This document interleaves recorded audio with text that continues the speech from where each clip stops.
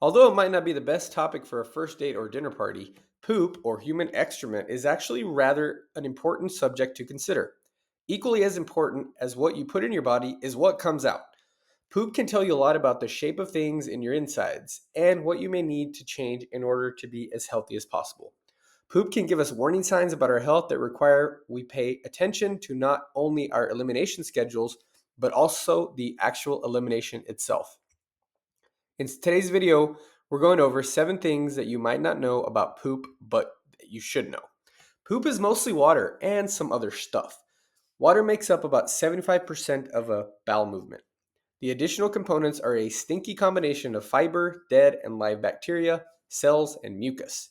Soluble fiber from foods, including nuts and beans, are broken down and form a gel like substance that also becomes part of your poop. Other foods that contain insoluble fiber from foods such as corn, oat bran, and carrots are also present. Because this fiber is harder for your body to digest, it may appear in your poop looking much the same way it did when you ate it. Don't be alarmed, this is totally natural. 2. Color does matter.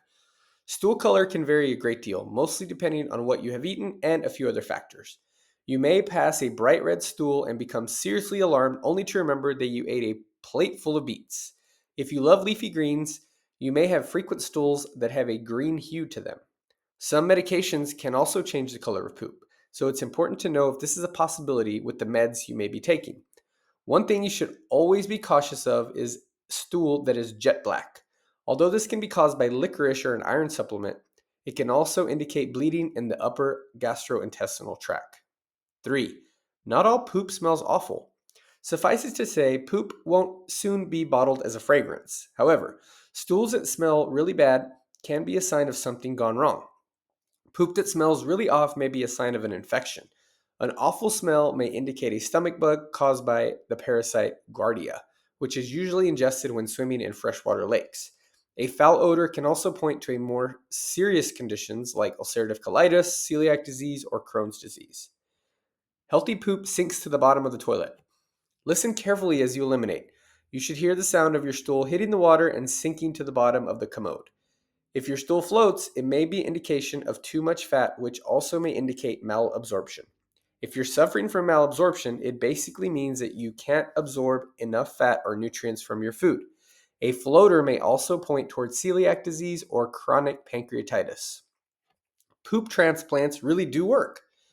There's healing power to be found in poop. It might sound icky and gross, but fecal transplants can be beneficial for individuals with extreme cases of intestinal Clostridium difficile infections. Clostridium difficile can run out of control due to antibiotic overdose and when probiotic consumption does not restore gut health. C. diff is an infection that can flourish within the intestines when antibiotics are repeatedly prescribed. Unfortunately, although antibiotics can effectively kill many infectious agents, they also kill beneficial bacteria that are needed for optimal health in the gut. When out of control, C. diff can throw the entire intestinal and immune system out of whack. Doctors have found that reintroducing filtered stool into patients' intestinal system is the best approach to dealing with extreme C. diff, infections that are not resolved with probiotics and antibiotics. Donor stool is taken from a close relative or partner and ground up. The solid material is filtered and the remaining material is placed in a sterile suspension solution.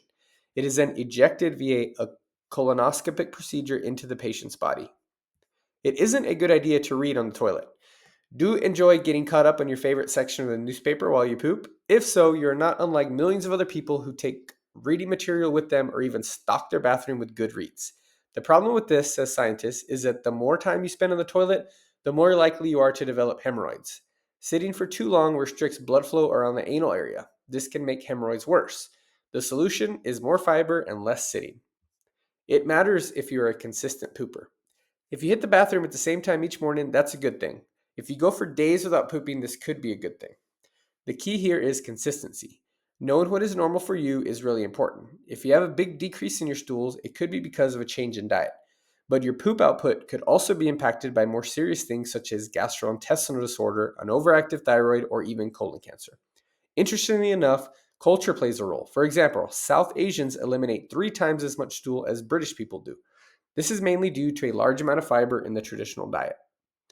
Did you know the average American will create 5 tons of poop in their lifetime? Thanks for watching this video. If you enjoyed it, hit that like button and subscribe for more tips.